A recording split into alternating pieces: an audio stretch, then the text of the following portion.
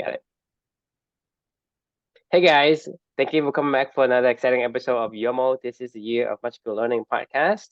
Today we are doing Reflection 255 in a brand new book, and this book is called The Coaching Habit. Say less, ask more, and change the way you lead forever by Michael Bungay, Bungay Stenier. Yeah, I think you're. Hopefully I didn't butcher his name. I think you said that right.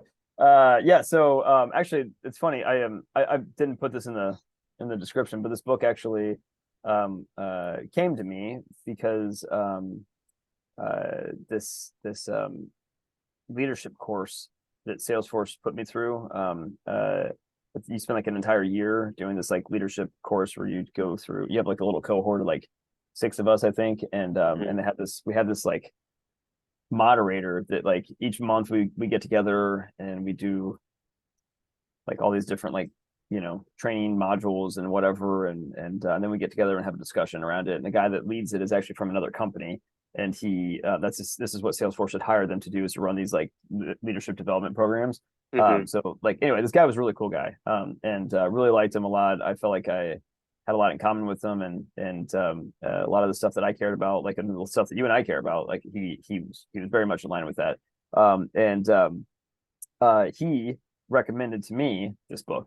He was like, he saw that I post a lot of stuff on LinkedIn and things like that, because we became friends on LinkedIn, and he recommended to me.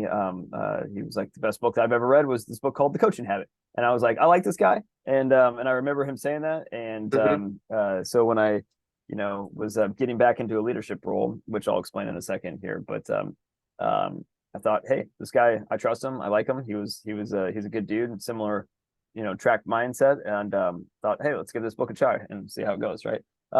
So that's how I found this book. I mean, it was just a fun backstory, I guess. The reflection title on this one is learning is a leading indicator of what matters in your life. So the funny thing is, about this whole entire year magical learning journey, it really,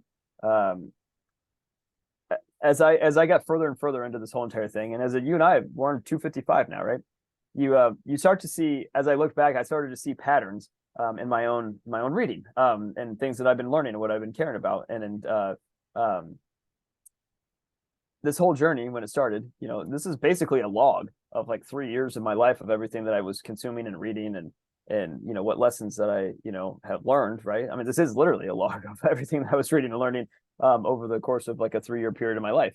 And when this whole journey started, before Amelia was born, got to make sure that caveat is in there. This actually started in January of 2020, when I committed myself, just personally, from a personal growth goal, to wanting to read 12 books in a year. So I just was like, hey, I'm gonna read 12 books this year, once a month. That was my plan. So the first month was that Hope Is Not a Strategy. That was January. Second month was 7 Habits of Highly Effective People. And the third month was the Compound Effect. And that was when Amelia was born, right? So as you notice, the first kind of 3 books were a little bit more business related books, right? Very much so. That's all I knew, right? I went to the people. My boss's boss recommended me the 7 Habits of Highly Effective People. He was like, it's my favorite book. My boss recommended the at that time, Hope It's Not a Strategy. So that was why I started with that book. And Darren Hardy, obviously, is the guy that I had been watching his little morning mentor sessions for years before that time. And I was like, well, if I'm gonna pick a book, I mean, he talks about the compound effect all the time, might as well check it out, right? So like you can see where my learning was coming from, because that was what I cared about in my life at that point in time. I cared about my job. I cared about things like the business that I was trying to build on the side. I cared about,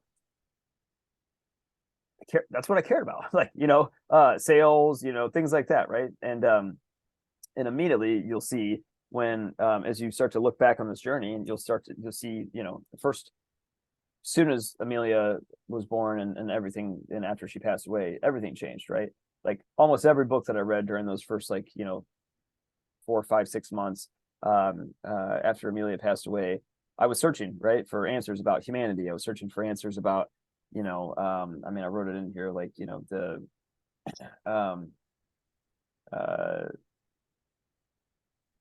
where did it go?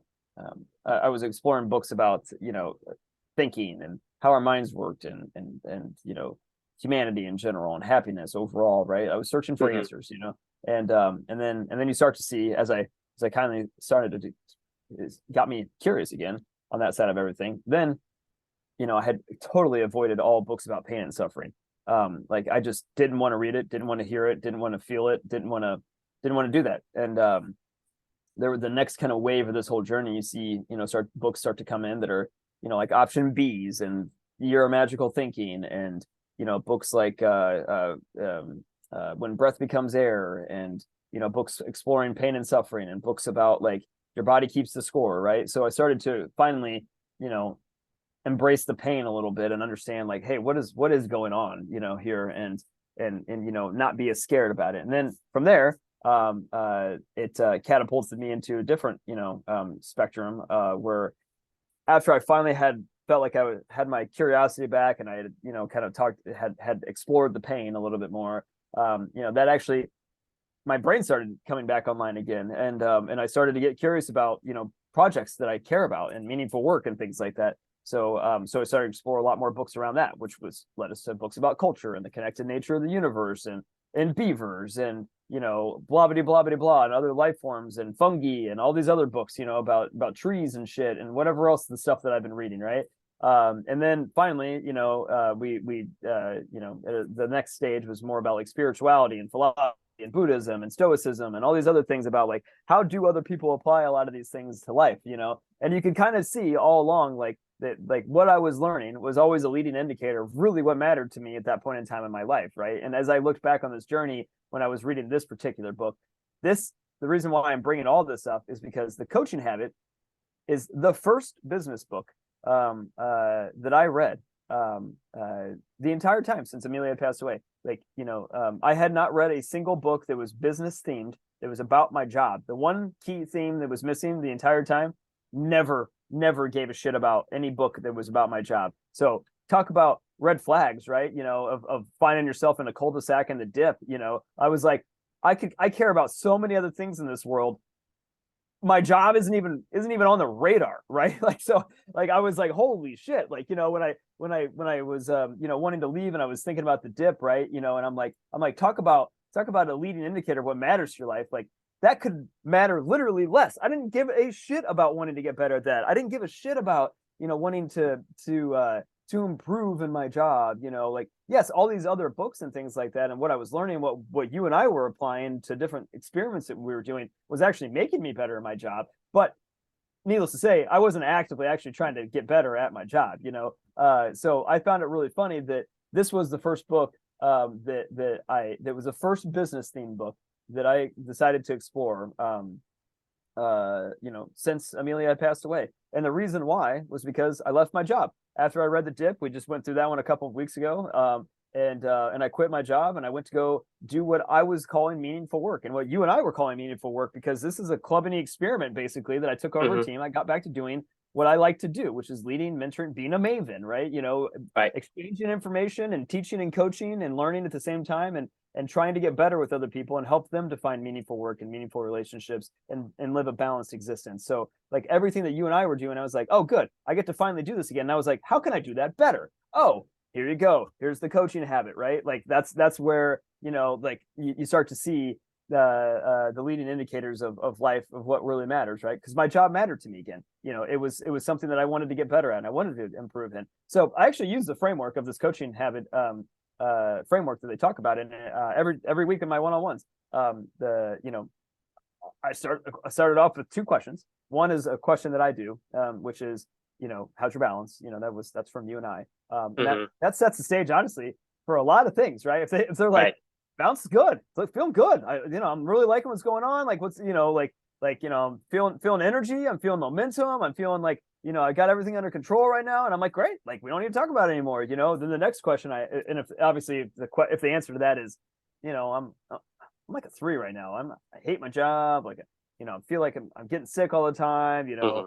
Like things are happening at home, or whatever that's distracting me, or something, like whatever they want to take that direction into, right? Like that question is an automatic fork in the road, of like, like, okay, we're either going to focus on if things are going bad, like what's going bad, right? Or if it's going good, we're going to go, okay, great. Second question is the first question of the coaching habit, which is what's on your mind, so like, for somebody with life that's going good, then it's like, what's on your mind? Then it's like, for me and you, it's could be anything. I mean, it could be, well, I was reading about beavers, and beavers are really interesting right now. Like, I'm thinking about like, beavering on purpose or whatever. I mean, you know what I mean? It could be literally anything. Like, but it's about getting better. Not better. I hate the word better. It's about building that neural pathway of the things that are top of mind for you. Like, what's top of mind? Like, what's actually, you feel good right now, but what's top of mind? Like, what are you thinking about? So and then they have a framework of questions that follows all that, right? If you need to go down that, but that's the one question I remember from this, and the one question that I always still use every single week with my team when I have a one-on-one, and I learned it from the coaching habit. And I've obviously subsequently you'll start to see more business themed books that pop up again in my life, and as you see this journey progresses as we get closer and closer to like 365. But yeah, this is a big change. And I think the lesson that I learned when I was writing about this that morning was it's a leading indicator. What matters in your life, what you're reading, is what matters to your life right now, right? Like, ironically, all the books that I'm reading now since the journey ended are all about, what do you think they're all about? True? Like from when? From when 365 ended. Like, what do you think all the books are about that I've been exploring since then? I would say, I guess, I don't know. I mean, after you done your stuff, yeah, it's about how can I guess, figure out how to transition. About clubbing. Like, it's all about clubbing at this point Right. in time, because now my brain is freed up to it. Yoml is not on my mind anymore. Like, getting through the marathon, finishing this with Amelia, for Amelia, like books Right. about, So you're trying to find ways to transition from wherever you are now into where you want to be inside company, as far as Yep. The next step in the evolution. Yep. That's exactly what I've been reading. I've already noticed this pattern the first, month since I finished the things of everything that I'm reading is like every time that something pops up into my mind about it, even books like Titan by Rockefeller, right? It's like about John Rockefeller's life. That Right. was, I remember when I told you about the endowments and UIC and the medical stuff. Like, everything that in my head keeps picking out little nuggets from these books is about what we're trying to do in Clubany, right? It just, you naturally, it doesn't matter what I'm reading, like everything that I keep, the paradigm that I'm viewing through everything, that I'm trying to find little nuggets, go, oh, that's interesting, what if I did that with this, like today, the reason why I was saying this book that I think you might be interested in is this book, Why I Hate the Ivy League, Sounds interesting.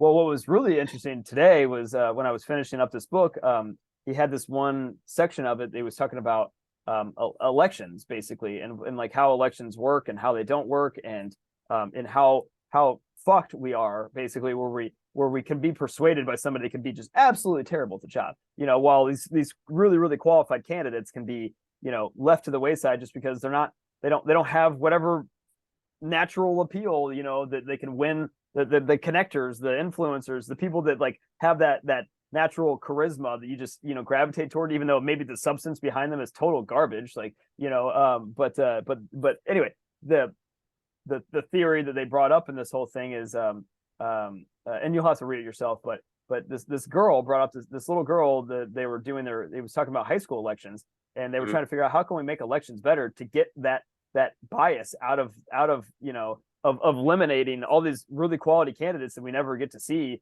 like surface up, that could do a way better job. And this girl had this great hybrid approach idea, because he talked a lot about like lotteries, literally just pure lotteries, where they just like, we're like, hey, you're all the kids in the school, you get a lottery and you have to go be in the student body government, right? And it actually turned out to be incredibly successful when they would do that, right? So think about like our US government or something like that. If they just, lottery picked you, like almost like a jury duty, like, oh shit, you got to go be the president of the country for the next 4 years. And you're like, fuck, I don't want to fucking do that. Like, like, so, but they bring That these, seems awful. I uh, mean, from an individual perspective, like I fuck, I don't want to know. be president, right? I don't want to be a state representative or congressman. Like, I mean, that sounds brutal, right? But like, You want me to read what? What kind of bill is this? I don't even know the name of the bill. Nonetheless, read what's in exactly. it. But if you think about it, that system probably would be more effective, just from a random sampling of our country, that gets just randomly selected and thrown into a lottery. I think it has its perks, but it violates the core values of what company stands for. Well, So no, I mean, no, I wait, hang on. can't. That's I, not it. Hang on. Let me finish. All right. So this girl, he's going through the positives and negatives of both of these systems, and he's going mhm. through a bunch of different examples. And this girl, and this little high school student says, "Well, what if we did like this hybrid idea where everybody that wanted to be in that role, then they get vetted by whatever, like if you narrowed it down to the list of 20 Democratic candidates or something like that, you know what I mean? Like when they do like primaries, and then you did a lottery on top of that, right? Because then it would be like everybody that's in there, technically everybody would be probably okay with them being in that role. And then if we're just going to randomly pull, hey, maybe Jeb Bush, with the 2016 election, when they had like 20 candidates, like we're all like, oh, okay, we agree, we let him in the field, like we agree that this person should be in the field. And then it's just like a random drawing of like, hey, Jeb, you're president, and Carly Fiorina, you're vice president or something like that, and we'd all be like, okay, we'll see what happens. Like, like I'd be totally cool with that. Like, I mean, versus us, trying to pick that one person that then it comes down to a popularity contest, right? So I thought it was a really, anyway. I'm giving Well, all this as an example. I, This you type know, of, I think there's pros and cons to each um, methodology. It's just because the methodology we use today has been used for so many years that people find ways to exploit it. The hybrid approach is new. They haven't figured out other, flaws where to exploit, but eventually it's going to come down to the same thing: is how can somebody with a certain agenda can say, well, what if I don't let them in? So you can't really pick someone, or basically, all the people I want in there, anyone you pick, it's going to be a loser for you. So right, I mean, so to me, yes and no, but at the same time, it's hard to say because people are very unpredictable at times, and sometimes uh, we are very good at exploiting flaws in whatever, like animals, right, society, whatever. We are very good at doing that. We have that ability to, I don't know, escalate to the extreme right, in situations. So I think beginning is good. That's why I said the Constitution is written in a way that allows you to do some of these things, and it was a really really good document. But it has to be changed because people start to exploit the rules of the right. laws. Yeah, Whether or not let's say freedom of speech, unless you're this or unless you're that or whatever, right? So it's not really totality freedom of speech, right?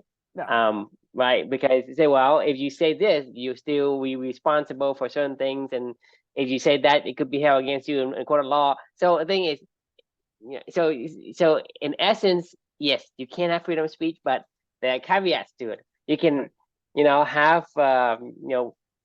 I guess, freedom of religion, right? You can practice whatever you want, but you can't do like in the middle of the market, right? right, Stuff like that, right? So there's caveat, and people are gonna say, well, the idea that you set out, I'm gonna find ways to exploit whatever it is, and I'm gonna find like these exceptions and bring it up and say, hey, of this course.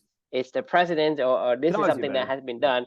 Now it completely, like, you basically turn the design upside down, right? It right, meant to be something beneficial for the citizen. Now it becomes something that handcuffs them into like dictatorship, just because right, because you can do that, and people have become make a career out of doing that, which is trying to figure out how to exploit things.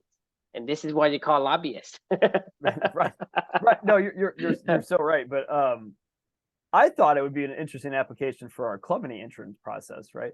Because like, who the fuck are we? We don't know who's gonna take to this and really want to do this or not. Like, but we can definitely say like we can qualify people through like the quest, right? And say like, okay, great. I don't know who gets a scholarship, but we know that you're ready to do this. So like, we only Well, the have thing is, a couple million I dollars available, like, and we have 100 applicants. Like, how do we decide who's the right person to give it to? Like, do a lottery of people that are qualified candidates that the group has vetted, or something like that. I think that'd be pretty cool. yeah. So I'm not so on the lottery thing. I really have to think about it. I mean, I just don't understand why the lottery would be beneficial. Just shaking things up doesn't mean it's a right fit. Like if you say, hey, I mean, the thing is, it could be say it's a close enough fit, but it's not the right fit. For me, it's like it's not alignment for me. It's like I told you about the machine slot where you put in the quarter versus a dime or a nickel, right? It still right. fits, but it's not the right fit. So Well, okay, so do this. Read this book, and then get your thoughts together, and then by the time that we can talk about it, obviously, and we can okay, debate the merits of it, pro or con. But the point of what I'm getting at of all this is like that's how my brain is thinking right now. It's like I'm reading a book about why he hates the Ivy League, and I'm seeing, oh, okay, how would we apply this to Clubney? Or I'm seeing how would we use an endowment, that like because basically Princeton never has to like do anything for the rest of their life again because they make $2 billion a year with their endowment alone, just by capital gains, and then they don't have to pay capital gains on it, and then they can give that money out to go give more scholarships to people to continue to further the Princeton mission, right? So like right. we need an endowment, and we need to be able to get that point in time to be able to give out the scholarships and then make it self-sufficient. Anyway, I'm going down a rabbit hole of things that my brain's been thinking about, but like this is what I'm exploring, and this is what like I'm writing about, and this is what my brain feels freed again to go think about Clubney and explore Clubney world, right? Right, and that was the point of this reflection is like learning is a leading indicator of what really matters in your life right now. That's what really matters to me right now is like how can we figure out how to take this idea and the experiments we've already done, because we've done a lot, and all the conversations we've had, and really make this fucking thing happen, right? Like I'm like ready to get at it now at this point in time, and that's what I'm reading about, and that's what I'm writing about, that's what I'm thinking about. Yeah, so I mean, I do like the reflection. I just have one caveat to put in. To me, it's exploratory learning, Yeah. not just learning. Because and you keep mentioning this many times in the last 15 minutes is you are free, right? To me, is if you are free to learn what you want to learn, that is what matters. It's a lead indicator of what matters in your life. Yeah. But there's sometimes you are forced to learn certain things, whether or not, Oh yeah. like, let's say, hey, Calculus or you know, physics or, you have to learn because society tells you to learn, your right. parents tells you to learn, your boss tells you to learn, or you learn because you need to get out of this, sinkhole. Yeah. You know what I mean? Yeah. So Yeah. that's not really. Sometimes it doesn't matter to you, because you say, hey, uh, I don't know why, but I have to figure out how to put together a party because I somehow got voluntold to host a party, for example. Right. You may not like it, but because you don't want to disappoint the people and so you learning, but you're not really.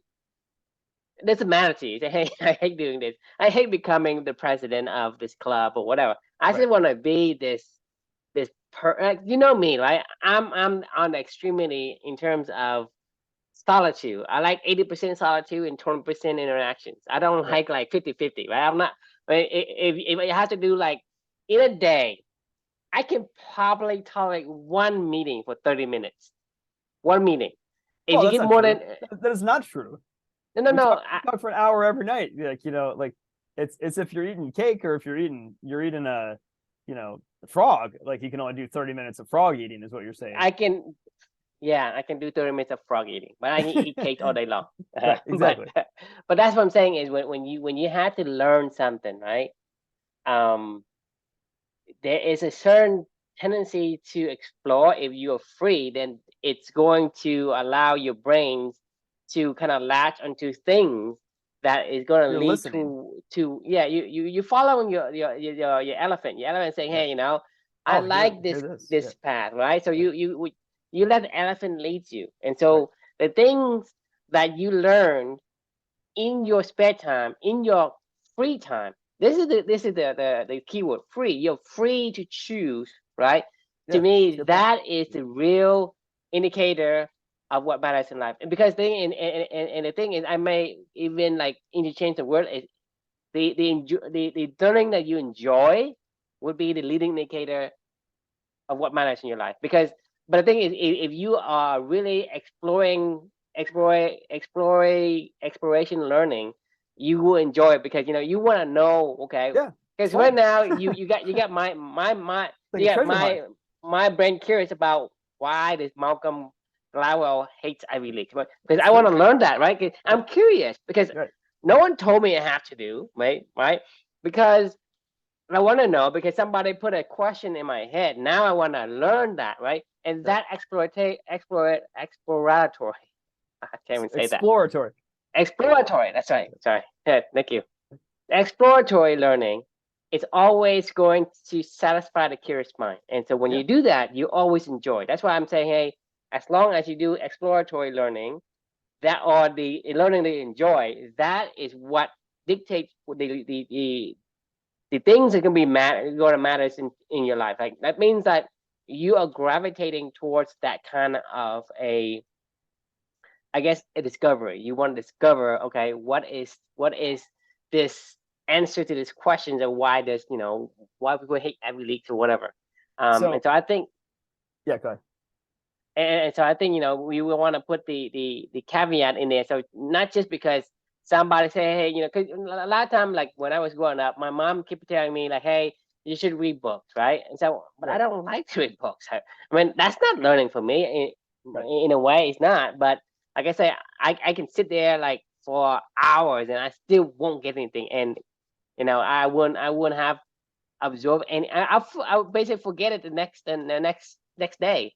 And Right. so to me, that's a caveat is you have to either figure out things you enjoy learning or you explore exploratory learning, meaning like let your elephant lead you toward the next topic of things you want to find out about or discover about. Exactly. Exactly. No, and that was when the Year of Magical Learning was at its best for me. Like, I mean, I Mm-hmm, always loved every minute of it, but like toward the end of it, I wasn't free. The reason why I pulled up the blog is I'm gonna show you. Like, this book was mm-hmm, about a father and a daughter finishing a marathon together. Like, right.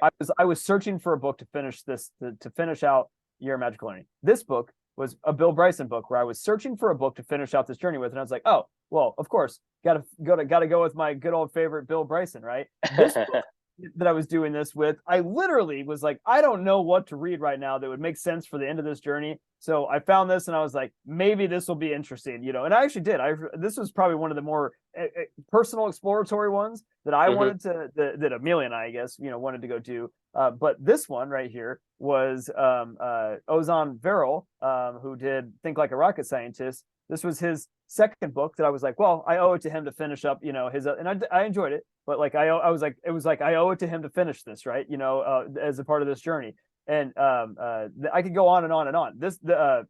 Finishing up the Inserto. This was a book that my wife wanted to read. This one was finishing up a book that I hated that I committed to with another a friend of mine that had recommended a couple other books. That I was like, look, I started it and I didn't finish it, and it sat there for almost a year and a half unfinished, about halfway through. And I was like, just we don't quit, like on things that you love, and I love this journey, and I was like, I'm gonna do it, right? And then you look at, like, I don't know, I can keep going on and on and on, right? Probably the last book that I read just for total fun was probably Reign of Mammals. And you know, I guess you could probably put Blink and that into there. But anyway, my point is like the past like 2 months of my life, I have not been free to just explore.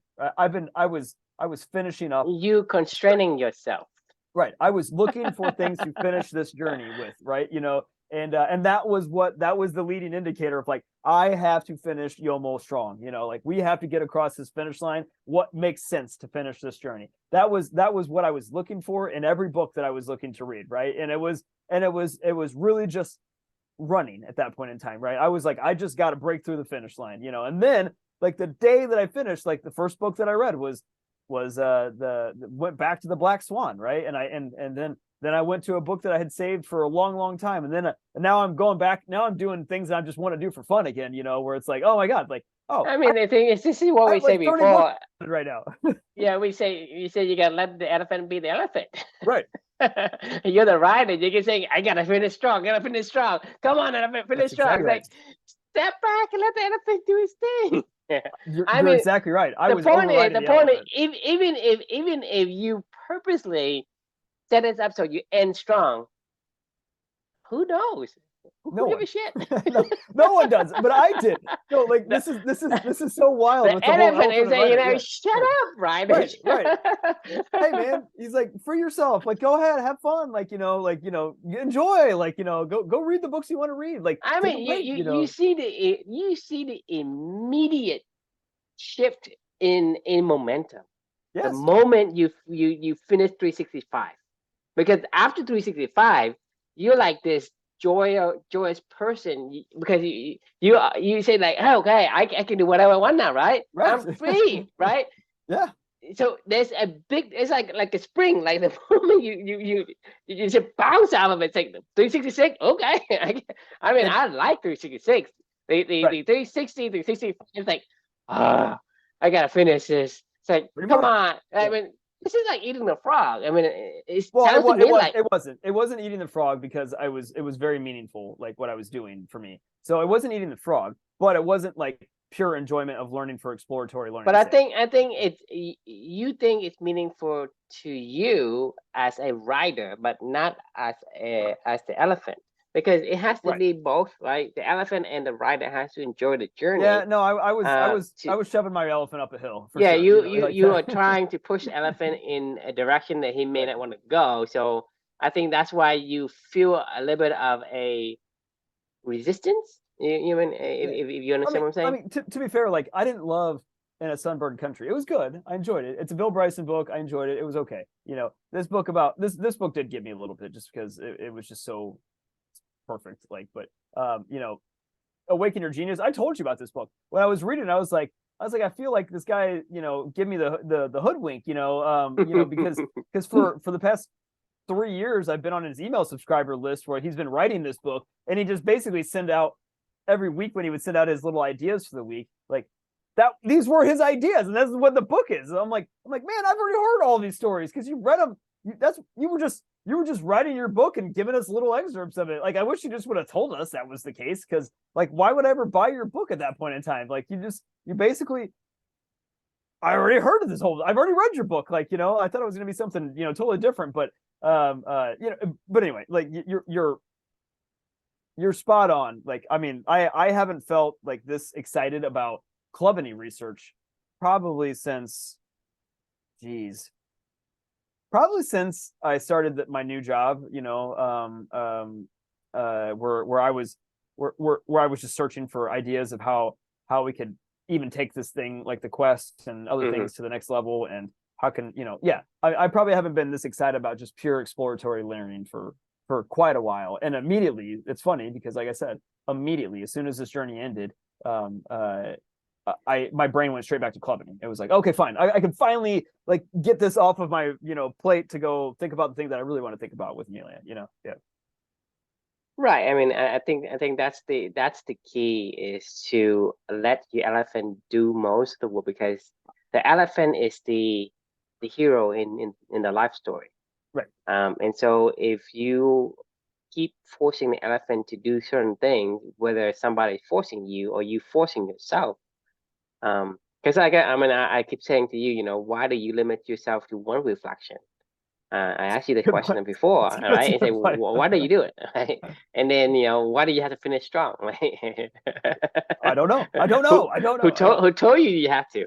I told Uh, myself I that don't was. expect you to, and why should you expect it yourself? And that's the thing, is you have to say, well, whatever traditions and whatever societal norms dictates, ask yourself, is that make sense for me? Right. Right? Because at the end of the day, right, your life is can only be enjoyed by you. It cannot be enjoyed by anyone.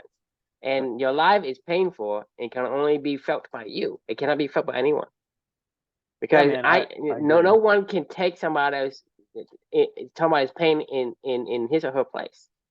So at the end of the day, right? If you are sick, right? If your body is not healthy, then you're gonna be miserable. And so if you put Yeah. your body to torture, you put your brain through torture, you will have these results. Yeah. Certain things do not make you stronger if you if it doesn't kill you. It makes you weaker. Most things make you weaker, not I, I stronger. It's I only a agree. few things, which is the anti-fragile properties of the Exploratory the learning. the object itself, right? Right.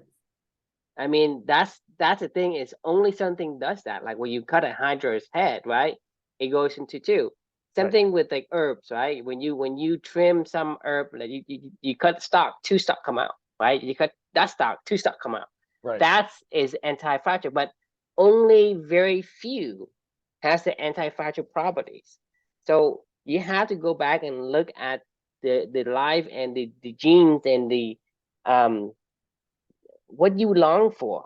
There's certain thing that you who you are makes you learn yearn for certain thing. We talk about Sherman. They yearn to be outside, to gallop in the field, to be out there, to be in the elements, not to be sheltered from the rain, sheltered from the Hmm. sun, sheltered from the mud, sheltered from the hard work of using energy to go uphill and downhill and carry stuff. I mean, to these animals, if you don't let them exert energy against itself, it deteriorates. It goes away. Just like I told you, if you have a perfect pair of legs, would you sit in a wheelchair 80% of the time? Because it's a Well, better way to travel. we sit at an office desk, We you sit in know. office desk. I Yeah. mean, Yeah. we see what happened to us. We become chronically obese, Right. diabetes, high blood pressure, you name it, right? Right. That's what I'm saying is when you have a certain gene, you need to express it. You need to express it. If you don't express it, If it's constraining that expression, and that is the hardest thing ever. So to me, let your elephant do exploratory learning. That is the real indicator, leading indicator of what matters to you in life. And what matters to you, right? It's what you remember. And what you right. remember is it is a life fulfillment. If you don't remember, that means it wasn't important. Agreed. I mean, you made me start to think about uh on a joking level, if like somebody were to, because I work at a company that's now like Salesforce adjacent, if somebody was like, hey, you know what? You need to go spend the next every day of your life. You need to go learn about Salesforce products, and become an admin for Salesforce. You know, I would go. I will fucking. That's torture. Like if you made me do that, like I could give two fucking shits about anything that's going on in that world. Like I don't sell it You anymore. mean I you don't have. can't even give him too I much. can't even give two shits. Like I mean, I would literally. I mean, it would probably be torture to me if Yeah. you said, hey, instead of reading Malcolm Gladwell, books and thinking about clubbing and stuff and exploring other things, I need you to spend that hour you spend, a day of self exploratory learning, of doing this dedicated learning for your craft. I'm gonna go. I don't give a fuck about my craft. Like like I do what I do because It's I'm it, yeah it's only exploratory learning that creates this enjoyment because it doesn't matter what you want to do. Let's say right I want to know to answer the question why some people hate Ivy Leagues, right? right. That's because I I want to know. initiated the question, and that Right. question say, well, it's interesting. I'm curious, but there's certain things that I don't know about, and I can learn about it, but it doesn't feel like I enjoy it. Like say, hey, how will people create this political society? I don't give a fuck about it. I can learn about it, but Right. I can't even give two shits about how to form this political constructs of societies. Right? I don't care. Right? So Right. like I say, I'm a maven in this corner. I'm not this Right. connected. I don't really care about the society in general, right?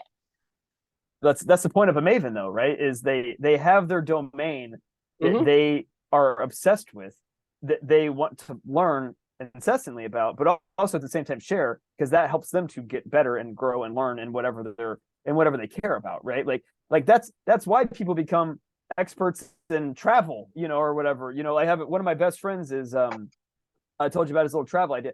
He like goes through painstakingly, amounts of time before every trip that But him and it's his not wife take. painstakingly for him. He's just It's like, I, I mean, to no, he me, to me, he loves to it. me, Like, I spend fucking 16 hours a day on the computer for the past 25 years. So wow. who can do that? I mean, for you to I sit. don't know. I don't even want to hear that. Honestly, that made me like, sad. Like, not me sad in my own head of like going, oh But my God. Like, that's what I do, and I don't feel like it's painstaking for me. It's painstaking for you to even do it for like 1/10 of what I do. It's like I do 16 yes. hours. You do for like a couple hours a day every day. It's like no, I do it on the weekend too. I sit there like from morning to night. I don't go anywhere. How many hours I've logged on a tennis court or a pickleball court? Like last night, I played 3 hours of pickleball. And I wasn't even remotely tired. Like, I mean, like I played on Saturday. I played pickleball in the morning, and I played pickleball in the afternoon with one of my best friends who was in town. Not even blinking an eye. Like, I mean, and that's still while doing The life duties. exploratory learning is addictive. Right. If it's addictive to you, you are on the right path. If you are Exactly. forced to learn something you don't want to learn, Don't it learn. doesn't matter what it is. I mean, let's say you want to learn how to do crochet. Only if If I you want to. had some kind of question that strike the curiosity. Right. I mean, I can't even do it if you say, "Well, I challenge you, True, to take up crochet today and learn about it." It doesn't work for me. It doesn't strike. I mean, even though yes, this thing is somebody asked me to learn it. It doesn't feel like I will enjoy it. I won't enjoy it. As a matter of fact, I know I won't enjoy it, right? Because unless there is something that spark and trigger the curiosity of exploration, and then I'll be addicted to how the fuck do you do this like this matrix of yarn in and out and weave it together, Right. right? Only then. So that's what you need. Just allow your elephant to Right. attach its brain to some topic, and then let it go, let it naturally progress, and you become addicted to it. Like whatever the thing is, like when we're talking about like the slicing pie, for example, right? When the idea comes to us in the book, then we say, "Well, I can do this, I can do that." Even when we read about platform revolution, I mean, Right. our Yeah. brains are continuous, and you Right. enjoy those moments Oh because yeah, you say, "Well, that's the best. That's what we do this for. Like, that is like that it like it's one little piece. It's like we talked about this like Zelda. It's a little piece of the Triforce where you're like, like I got it.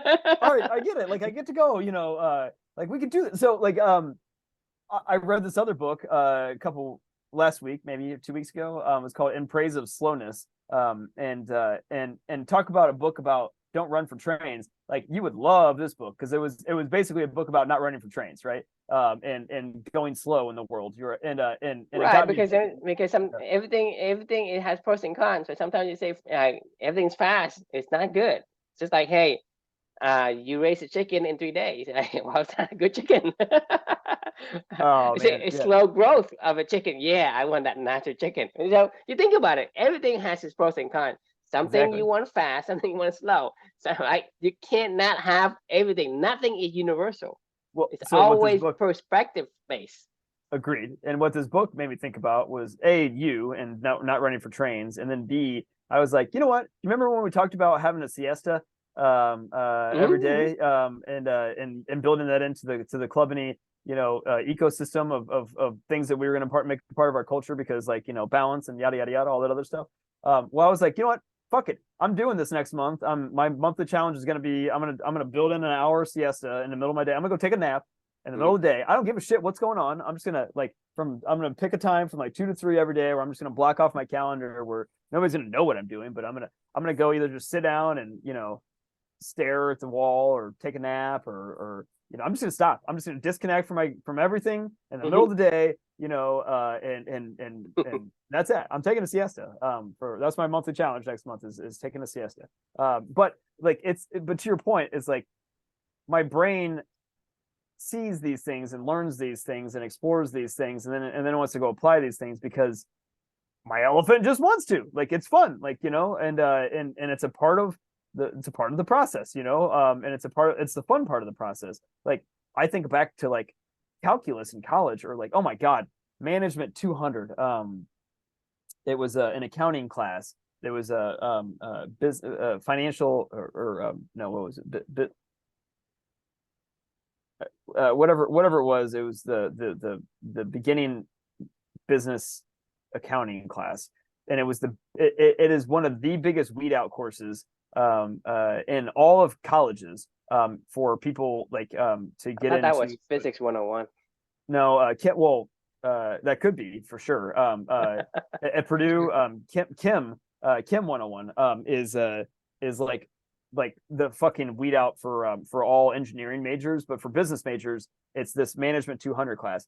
I fucking hate math. I hate fucking accounting. I hate numbers. Like that class was pure fucking torture to me. I mean, like it was literally like I would have it made me want to cheat. Like it made me want to just go, just somebody, like one of my fraternity brothers or something, just sit next to me. I'll just copy, your answers on every test. Like if you like to do this stuff, like, because I don't care. I just have to get through this apparently, to be able to continue on with my degree, and I'm like, why? Why the fuck, if I don't want to learn about accounting stuff and I don't have any desire to ever want to be an accountant, like why do we force people to learn shit like this? Like college would be so much more fun if you could just, design your own journey out of it and be like, oh, I want to learn art appreciation, or I want to take, I want to take accounting, like, I mean, because I like accounting. There's people that like accounting that clearly they're There people do. I mean, I yeah. like physics. I like calculus. I like chem. I mean, I do not. I would not take these. I hate art appreciation. That's like it's I like loved art appreciation.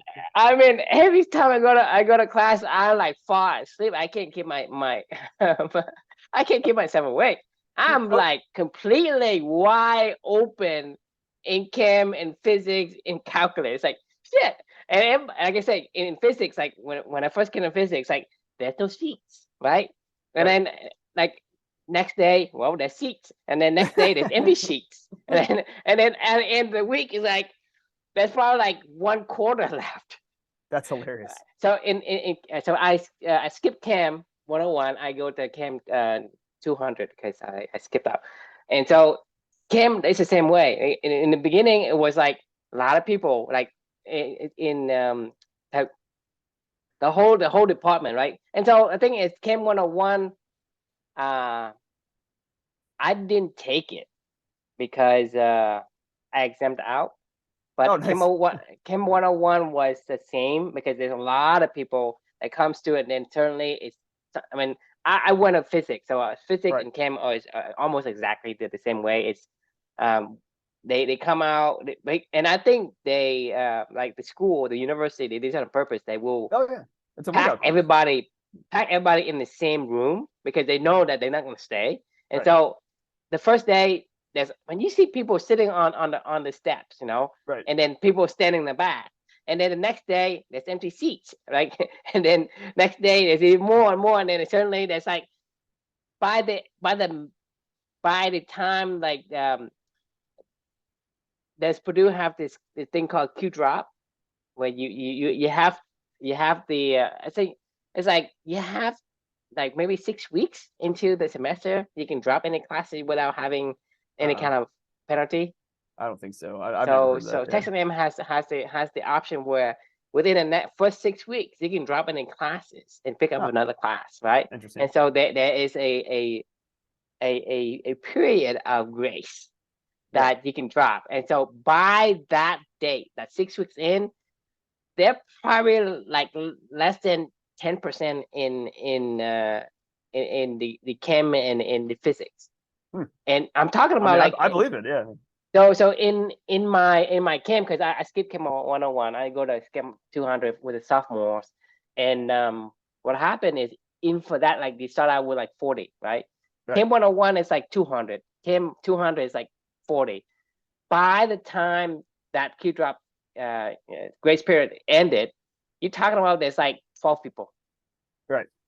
I believe it. I mean, right? I believe it, man. These like, but to your point, the people that like, I would rather just stick with it and like go, hey, True, give me all the answers because you like this, and I'll give you all the answers to Yeah, oceanography class or the art I appreciation hated class, or history. I right. hated art I love history. appreciation. Like these are like history classes and geography and art appreciation for me, and wine appreciation, and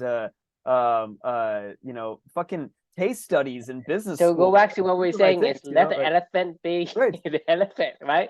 Because everybody has their own elephant, and let right. us, because like I enjoy the things I hate, and you enjoy the thing I hate, and so you can't Yeah. really say, hey, we should all be, kind of like equal and Here's your have, curriculum, right. Yeah, for sure. I mean, it's I hate stat. Oh my god, stat. So the way that Purdue's business school works is your first 2 years, everybody has to take the same classes. So you have uh a predefined like you have to take these like 10 courses or something like that over your first 2 years, and you have to get a minimum of, like, I think of like a 3.15 GPA in those 10 core classes. Everything else, which is only like a handful, maybe like two or classes, you get a few like electives you can take or something along those lines. But you have to get a minimum of 3.15 to be admitted into, and in those 10, on average, on those 10 courses, to be admitted into what they call the upper division classes, where you actually get admitted into the business school. So technically you start off in the business school as a freshman, but you're not actually in the business school. Like, you don't get admitted into right. You have to take the weed out class. right. So you have to take these weed out classes, That's right? why. That's why you want to have any. The thing is, they have this thing they call cowboy chemistry, meaning like the chemistry. Right? It's like, oh, this is a beaker, Right. this is a pipette, right? It's like Right. that's nothing to do with chemistry, and Right. even then, that's a weed out class for this banner major, like business management, and so there are like science major where they have to take real Chem 101. Right. Even those are like kind of separate in a way. They are like calculus. Um, they are calculus for engineering majors and science Right. major, and they calculus for The general, the business of population, arts, the right? the gen pop, yeah. Shit pop. And these things are so funny just because I mean you don't even learn these things in high school No, because no, it's not man. really teaching you any of the core fundamental of that course. It's just uh, telling you like computer 101, right. right? CPU, what does CPU stand for, right? Central processing unit, is that what it stands for? Exactly, Yeah, exactly. yeah, And yeah. they're talking about like peripheral, talking about I mean these are basic computer. Right. Like it's not It's it's like not it's like going any. to a tennis course and they're like, this is a racket, this is a ball, these are the lines, this is the court, this is how it's played. You can hit a forehand, you can hit a backhand, like, and you're like, yeah, I get it. Yeah, Like, like, can we fucking play some uh, tennis? Yeah. yeah. You don't get to play until it just Right. tell you what it is. And to me the thing is it is so fucking easy. But the understanding is that these people who took it, even though it's easy, they fucking hate it. Therefore, they won't No, learn it. That's why they fail the class. oh, I don't remember a single thing from management 200, 201, or any of my stat that I had to take.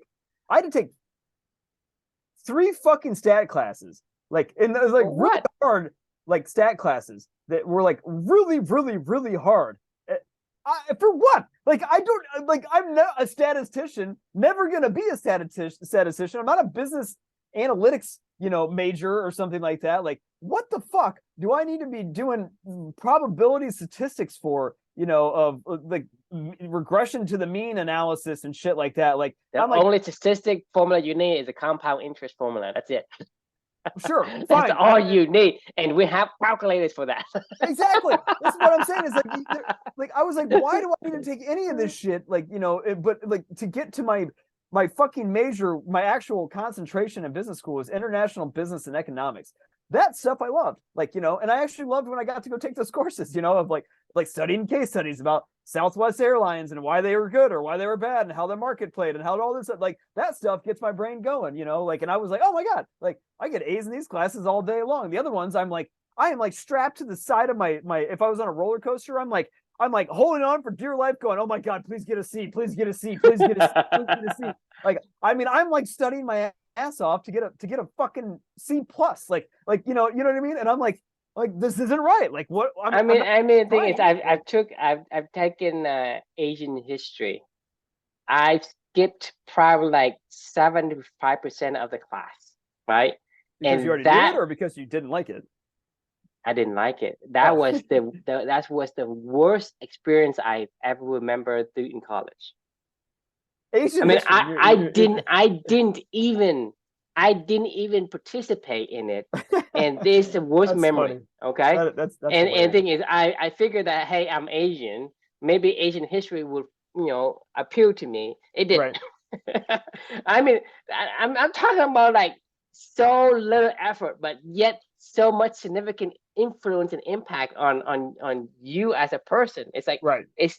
I mean, I remember this dreading feeling of, fuck, I gotta go. I gotta go there, and I don't That's how I remember felt for stat anything. It's classes. like as if I'm in this haze of a nightmare. I mean, I don't even remember. I'm like you feel very hazy. Yeah. No, I mean, true. I don't remember exactly it's like.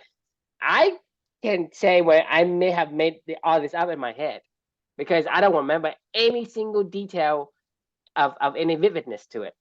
I mean, I'm know exactly what you're saying because every single one of my business stat classes or business or accounting classes or financial accounting or business accounting or any of the probability stats or like whatever classes, I don't remember. Every day that I went to that class, I literally would zone out going, Mm-hmm. I have no idea what you are talking about, and I don't fucking care. Like, and like, I mean, but then I had to go study for a test, and then I was like, You're like lost. it was just It's a torture, worst subject to prepare for because you have no idea what you're doing and you're torture, not interested in. torture. Like, I mean, God. All right. Well, anyway, we're out of We're out time, of I guess. time again. Overall, but fun conversation as always. I think I'm paused here. The question we can leave with everybody is, is the knowledge you are consuming each day contributing toward your purpose or sending you in the wrong direction? If it is, if you're not doing it because you want to do it, then stop doing it. Like, just stop. Like, I mean, it's not, stop torturing yourself about. Exactly. Don't torture yourself. But that's what I'm saying is why are you constraining yourself for no reason? I mean, it's enough that people trying to force these rules onto you. You also like implement your own rules to constrain your own yourself, your elephant. Right. And to me, you say, well, who put a gun to your head and asked you to do that? No one, like you did, like your rider did to your elephant. Your rider's like holding your elephant hostage, and the elephant's getting pissed, and they're like, slowly building up, and all of a sudden, then you have a panic attack, and you break down, and And then and then the it's that elephant final start elephant. revolt against you. You literally, you walk into it. Yeah, anyway, yeah.